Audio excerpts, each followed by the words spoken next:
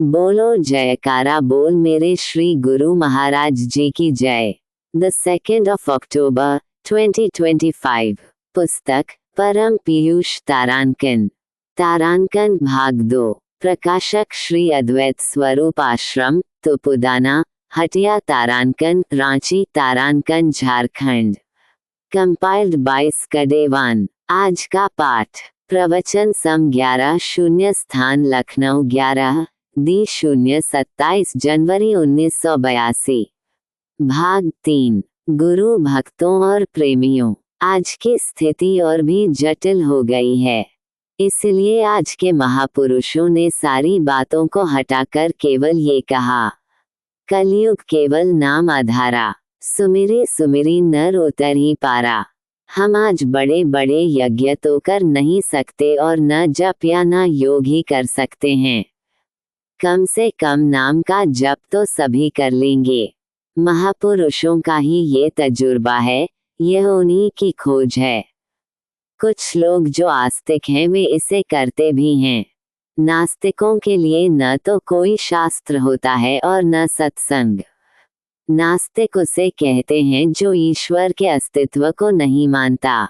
उसकी नज़र में ईश्वर होता ही नहीं। ऐसी सारी बातें उसके लिए गप होती हैं। ऐसे लोगों का कहना है कि अगर ईश्वर होता है तो उसे प्रत्यक्ष करा दो। ईश्वर कोई पदार्थ है जिसे दिखा दिया जाए। जो चीज़ देखने में आती है वह सब नष्ट हो जाने वाली होती है। उधर सत्य का कभी नाश नहीं होता, तब उस सत्य को भला किसी को कैसे दिखाया जा सकता है। जो चीज़ इन आँखों से देखने में आती है वह नाशवान होती है। नदी नाले, समुद्र, पहाड़, जंगल, सूरज, चांद आदि जो भी पदार्थ दृश्य हैं, गोचर हैं, वे सभी नष्ट हो जाने वाले हैं। किंतु उस सत्य का कभी नाश नहीं होता। सत्य को देखने के लिए अनुभव की आंखें होनी चाहिए। उसे ही दिव्य दृष्टि कहा जाता है।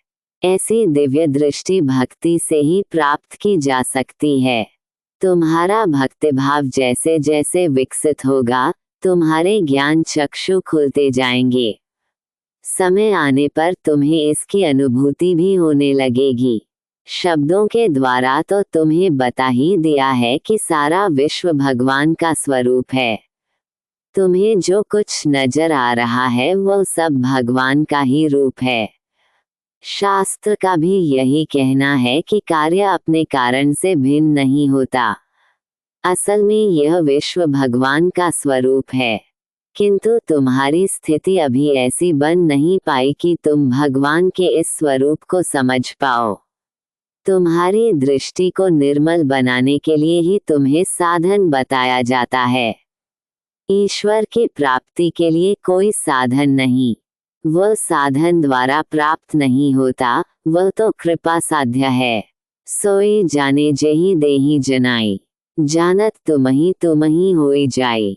संसार में ऐसे ऐसे लोग भी पैदा हुए जिन्होंने हजारों लाखों वर्षों तक तप किया, तब भी भगवान का दर्शन नहीं हुआ। भला हम कितना तप कर पाएंगे, कितनी माला फेर पाएंगे। हम तुमको शास्त्र की प्रक्रिया के मुताबिक तरने का ढंग बताते हैं।